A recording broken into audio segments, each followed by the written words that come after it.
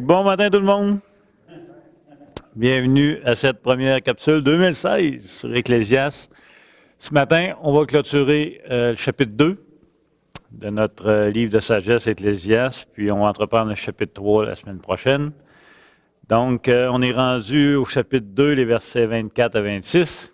On va clôturer avec ça pour ce matin. Juste en entrée de jeu, je vous lis un verset dans 1 Roi 4, 20. 1 Roi, le chapitre 4, le verset 20, ça nous dit « Juda et Israël étaient très nombreux, pareils au sable qui est sur le bord de la mer. Ils mangeaient, buvaient et se réjouissaient. » Manger, boire et se réjouir, un thème qu'on va récupérer avec notre Ecclésiaste. Donc, manger, boire et se réjouir, c'est une expression pour évoquer les gens heureux, dans le fond. C'est une expression de jouissance, Donc, si on en retourne dans notre Ecclésiaste, puis on fait la lecture du chapitre 2, les versets 24 à 26.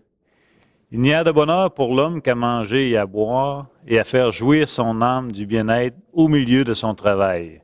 Mais j'ai vu que cela aussi vient de la main de Dieu. Qui, en effet, peut manger et jouir si ce n'est moi? Car il donne à l'homme qui lui est agréable la sagesse, la science et la joie, mais il donne aux pécheurs le soin de recueillir et d'amasser, afin de donner à celui qui est agréable à Dieu. C'est encore là une vanité et la poursuite du vent. » Donc, il faut garder en mémoire tout le début du chapitre 2 de tout ce qu'on a vu aussi. Là. On a vu beaucoup de choses. Et il finit sur une note positive, encourageante, malgré tout. Parce qu'on a vu beaucoup de choses, pas déprimantes, mais réalistes, qui nous amène à un côté dérisoire de la vie. Mais il va finir sur une note positive ici, dans le chapitre 2. Bon, ça semble, à prime abord, rien d'extraordinaire. Mais dans une société qui se nourrit principalement d'agriculture, manger est un pur bonheur. C'est sûr que c'est un peu différent à l'époque que nous aujourd'hui. Nous, on croit qu'on vit de l'agriculture, mais loin de nous. Écoutez, on sort du temps des fêtes, on a tous mangé plein de fruits exotiques qui ne se cultivent pas ici. On les a fait venir de pays souvent très pauvres pour nous s'en nourrir alors qu'on n'en aurait même pas besoin. Mais dans une société de l'époque, où ce que tu moissonnes et si tu récoltes, tu survis, tu récoltes pas, tu es dans l'hymne, manger et boire, c'est une grâce de Dieu, c'est pas n'importe quoi, c'est une bénédiction. Il faut garder ça en mémoire, c'est différent de nous. Mais nous aussi, on vit de l'agriculture, même si on est moins en contact avec l'agriculture. C'est qu'on a des pesticides, on a plein de moyens pour contrer bien des choses, mais encore là. Donc, celui qui sait savourer les joies les plus simples que la vie peut offrir est plus joyeux que quiconque dans notre société occidentale qui ne sait plus apprécier les petites choses. Il ne sait plus discerner les choses non plus. Donc, c'est un peu le point ce qui va l'amener. Donc, encore une fois, notre Qoéleth et nous autres, l'illusion du bonheur 100% satisfaisant ici-bas. Nous devons nous contenter d'un bonheur limité, de petites choses qui font plaisir. Mais attention, ces petits plaisirs de la vie ne sont pas rien et nous sommes invités à être reconnaissants car cela demeure un don de Dieu. Fait que c'est intéressant. Il n'y a de bonheur pour l'homme qu'à manger et à boire et à jouir et à faire jouir son âme du bien-être au milieu de son travail. Il n'est pas en train de dire que c'est mauvais, là. Il est en train de dire que profitez-en. Ayez une jouissance de ça. Mais il termine en disant « Mais j'ai vu que cela aussi vient de la main de Dieu. » Ce qui vient de Dieu, c'est un don de Dieu. OK? Élude, dans son livre « La raison d'être », à la page 244 et les suivantes, dit ceci. Il dit « On prend pour acquis que le travail entraîne forcément un résultat, un profit, et que l'homme qui travaille peut, grâce à son travail, manger et boire. Mais penser que manger est un dû suite à nos efforts, c'est oublier quoi? C'est la question qu'Élude lui pose. Ça serait oublier quoi de penser que manger, c'est forcément un résultat normal de notre travail. Ça serait oublier quoi? Dieu, ouais. Tout lui appartient, ouais, mais il soulève le point, regardez bien.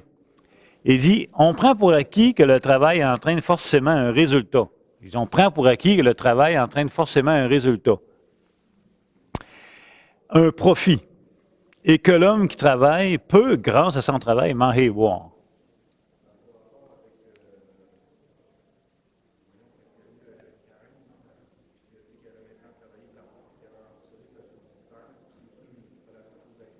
Et ça, tu touches le point, Pascal. Penser que manger est un dû suite à nos efforts, c'est oublier quoi? Bien, c'est oublier la chute. On va relire les versets. C'est oublier que le travail de l'homme a été maudit. On va relire Genèse 3, 17, 19. Parce que si on oublie cette portion-là, on va tomber forcément dans le mérite. Mon travail mérite que je mange et je boive. Mon travail mérite que je profite de la vie. Mon travail mérite que je devienne riche. Mon travail, mon travail, mon travail.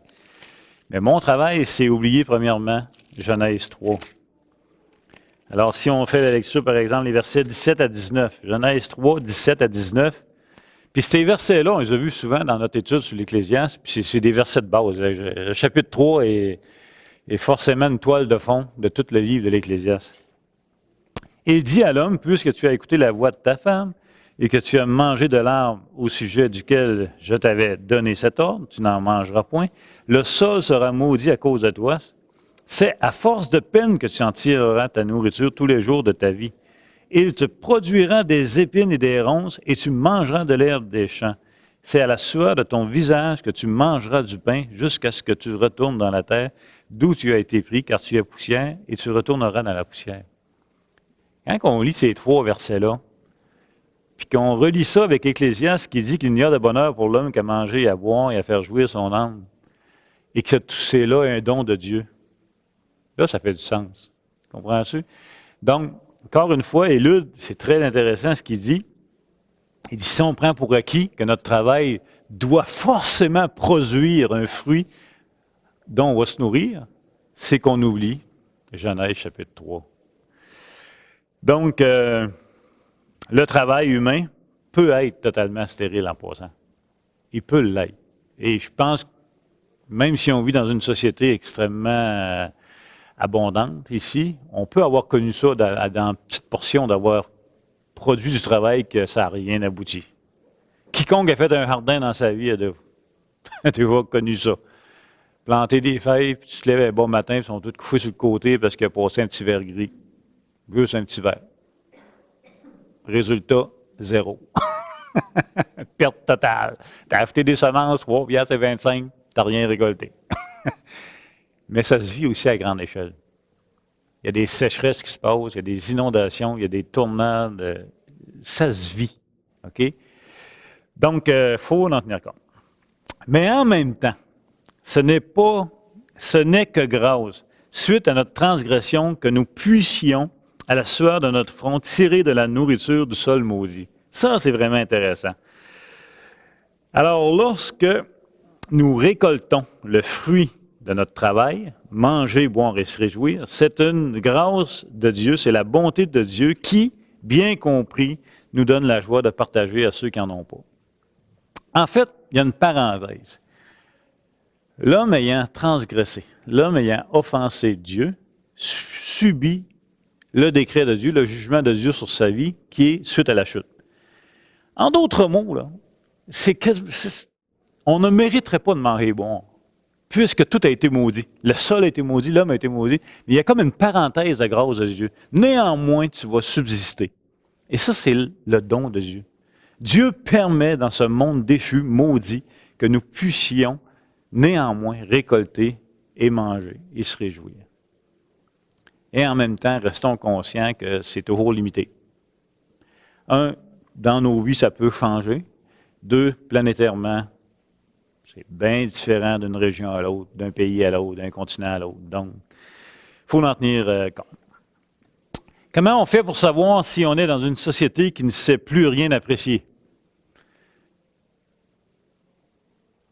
Bien, bien simple.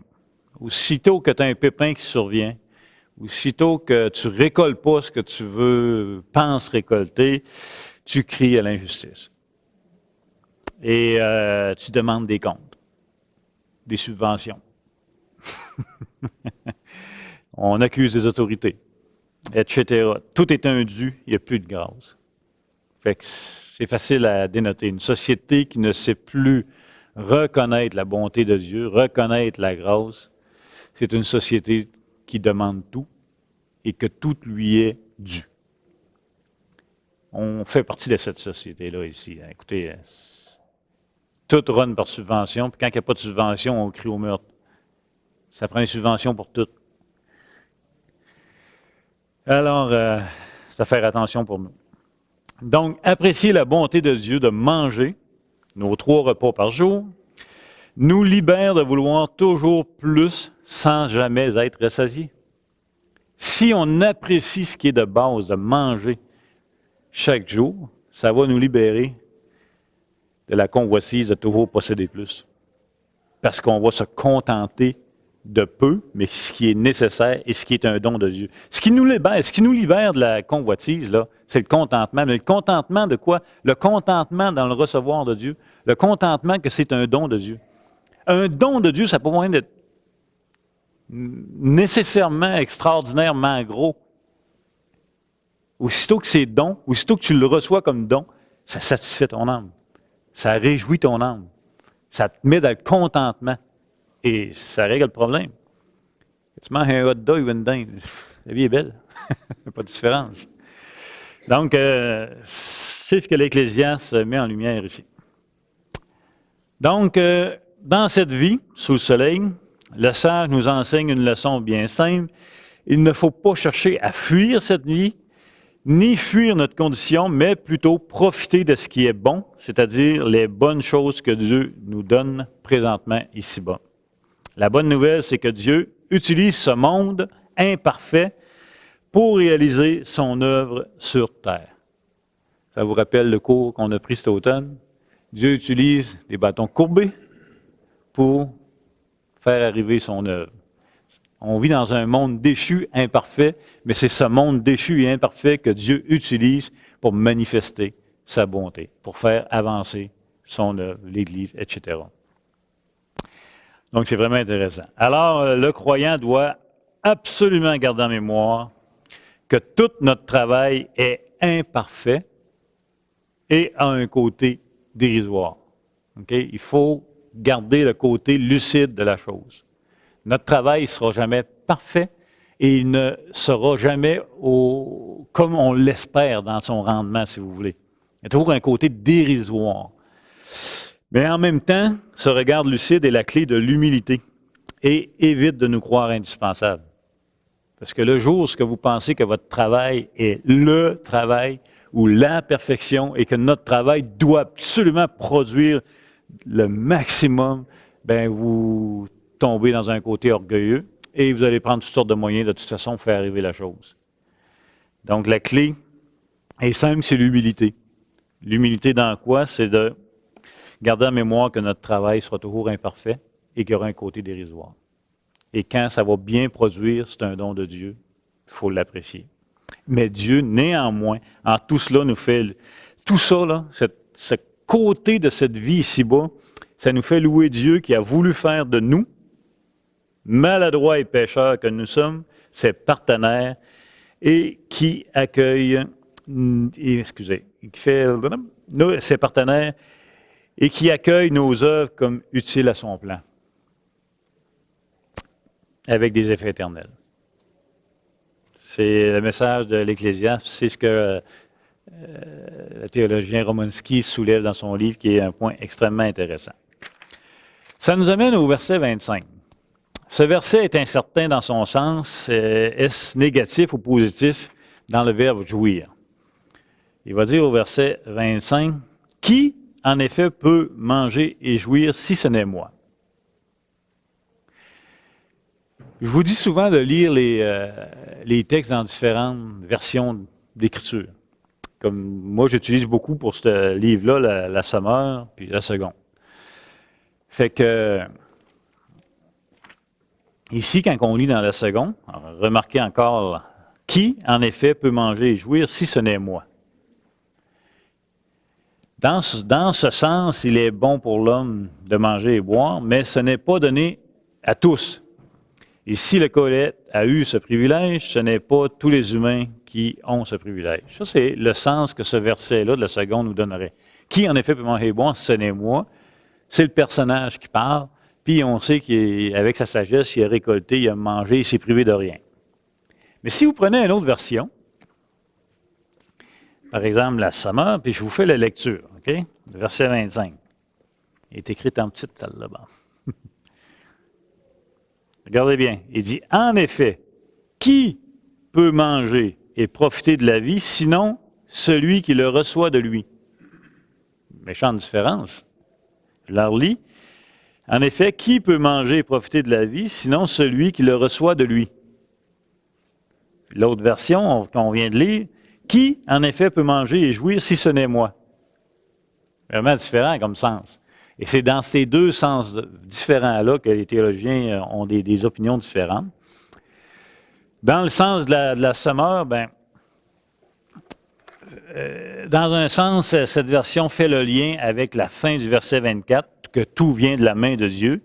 Et si ça renforce notre dépendance à Dieu suite à la chute, c'est une grâce de goûter le bonheur. Dans les deux versions, on peut faire un lien aussi. Mais c'est pour ça que les gens sont incertains sur le sens de ce verset-là. Mais une chose qui est sûre, c'est que manger et boire est un don de Dieu. Et puis, c'est aussi vrai que ce n'est pas donné à tout le monde. Puis, c'est aussi vrai dans l'autre sens que tout vient de lui de toute façon. Fait que dans les deux sens, vous pouvez trouver votre compte puis en faire un plus dans votre lecture. Donc, le verset 26. Car il donne à l'homme qui lui est agréable la sagesse, la science et la joie, mais il donne aux pécheurs le soin de recueillir et d'amasser afin de donner à celui qui est agréable à Dieu. C'est encore là une vanité et la poursuite du vent. On finit un chapitre sur des versets difficiles. C'est pas un verset facile, les avis sont partagés. Ici, est-ce qu'on a affaire à la doctrine de la souveraineté ou on a affaire à la doctrine de la rétribution?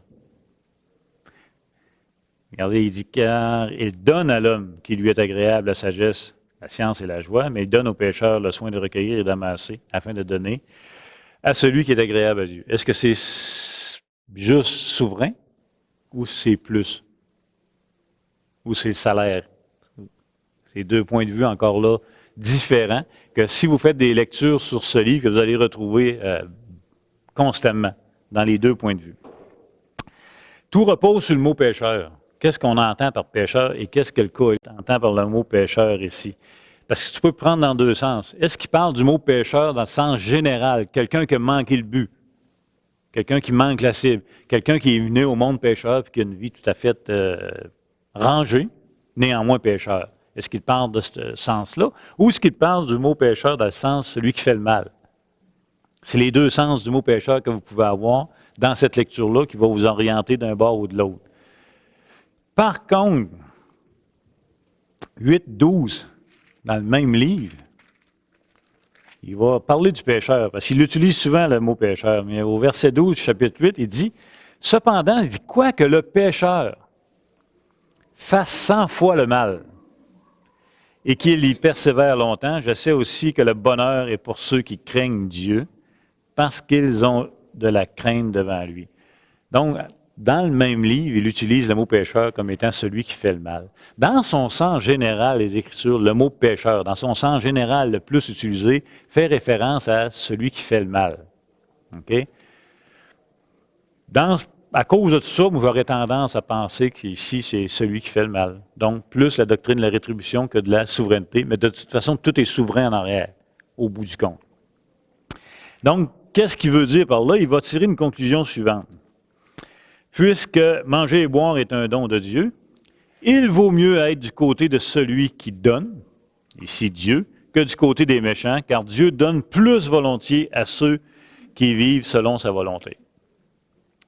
C'est un sens général, hein? De toute façon, seuls ceux qui craignent Dieu vont pouvoir apprécier le don de Dieu de manger et boire. Seuls ceux qui craignent Dieu vont s'attendre à recevoir de Dieu aussi. Et seuls ceux qui craignent Dieu vont être dépendants de Dieu. Mais tout en constatant qu'il y a des cas où les événements ne se déroulent pas selon ce principe ici, il affirme qu'il y a plus de chances de jouir de la vie en restant dépendant de Dieu, en accomplissant sa volonté, que d'avoir un comportement méchant à l'encontre de la volonté de Dieu. C'est un principe général. Et vous avez tous des exemples dans votre tête où vous voyez le contraire, et même lui, l'Ecclésiaste, nous fait mention de des choses contraires à ça. Mais dans un sens général, il dit Dieu prend plus plaisir à donner à ceux qui le craignent qu'aux méchants qui ne s'attendent pas à Dieu. Okay? Donc, et puis il va terminer son verset, c'est assez surprenant quand même, parce que suite à ce qu'il vient de dire, qui vient un peu ça vient nous chercher un peu dans notre, je dirais même pas dans notre, ça fait notre affaire, le verset 26, avouez un peu, là. Tu sais que Dieu donne pas aux méchants, mais qu'ils prennent ce que le méchant a amassé pour le donner aux justes, c'est ça, enfin... enfin, il est de notre bord, puis enfin, la justice, elle s'accomplit sur la terre, puis enfin, le méchant va payer, tu sais. Ça vient nous motiver un peu, même dans notre nature pécheresse, un verset de main, ça stimule un peu notre côté déchu. Mais il faut rester dans le contexte. La vie, c'est pas ça, en général. C'est un principe général que le Qoélite nous soulève ici. On serait attendu qu'il aurait fini ce verset-là en disant « Gloire à Dieu que ça se passe de même ». Ben non, il finit en disant « C'est encore là une vanité, la poursuite du vent ». C'est tabarnouche. C'est un peu surprenant comme fin de verset. Mais anyway, je pense que la fin du verset 26, c'est la finale de toute la section du chapitre 2, même du chapitre 1 à mi-chemin, aller à la fin du chapitre 2. En d'autres mots, il nous rappelle encore, le bonheur est limité et le travail s'assurera par un bonheur. OK.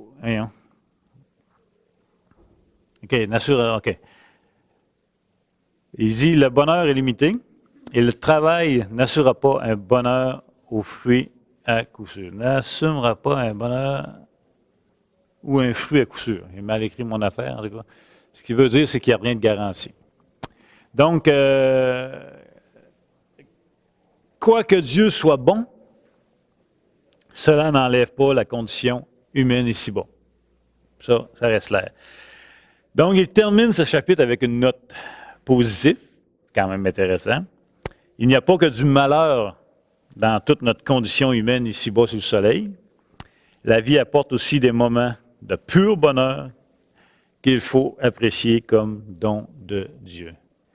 C'est la conclusion de son chapitre 2, qui avait énormément de stock dedans. Et là, on va rentrer dans le chapitre 3, un chapitre peut-être plus connu. Il y a un temps pour chaque chose. On va voir, puis ça va nous amener à un verset qu'on utilise beaucoup. Dieu a mis dans le cœur la pensée d'éternité, dans le cœur de chaque homme. Fait qu'on va voir qu'est-ce que ça veut dire, puis tout ce que ça veut dire, ça va être intéressant. C'est plus simple un petit peu, mais vraiment intéressant de voir. Fait que je vous invite à lire le chapitre 3 pour les prochaines semaines, qu'on va rentrer là-dedans. Fait que merci beaucoup. Plus difficile le matin de reprendre le beat, mais on y revient. Bonne semaine tout le monde.